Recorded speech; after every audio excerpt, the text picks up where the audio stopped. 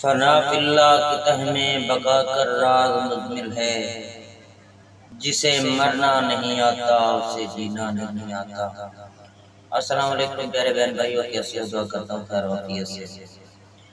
پیارے بہن بھائیوں، پچھلے 6-7 دن سے فلسطین کے اندر بہت زیادہ حالات خراب ہیں۔ ویسے تو 70 سال سے وہاں ظلم ہو رہا ہے، لیکن پچھلے 6-7 دن سے بہت زیادہ حالات خراب ہیں وہاں پہ۔ اب تک 500-700 بچہ جو ہے وہ شہید ہو چکا ہے۔ خدا را اور کچھ نہیں کر سکتے ہم، تو کم از کم اپنی زبان سے آواز تو اٹھا سکتے ہیں۔ ہماری حکومتیں، ہمارا ملک پاکستان اللہ اس کو سلامت رکھے، ان دنوں میں اس طرح خاموش پڑا ہے کہ واللہ علام لگتا ہے اس کو خبر ہی نہیں۔ کہیں سے بھی کوئی نہ کسی سیاسی بڑی پارٹی کا سوائے ایک آدھ پارٹی کا، نہ کوئی ریلی نہ کوئی بیان نظر آیا۔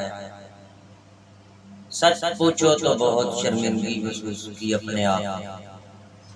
البتہ اس دفعہ ایک بڑی انوکھی چیز دیکھنے کو ملی کہ انڈیا کے اندر بہت سے صحافی، بہت سے یوٹیوبر جو فلسطین کے حق میں ویڈیو بناتے ہوئے اور اصل حقائق لوگوں کو بتاتے ہوئے نظر آئے۔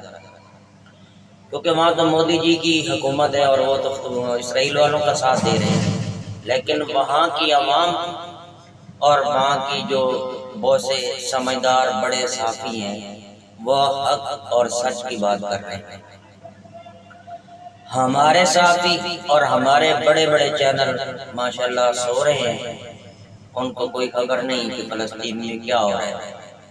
ہم بھی سمجھتے ہیں کہ ظاہر ہے جو پیسہ دیتا ہے وہ پھر تماشا بھی اپنا لگواتا ہے، تو یہاں پیسہ جن کا چل رہا ہے وہ تماشا بھی اپنا لگوا رہے ہیں، ہم اس بات کو سمجھتے ہیں۔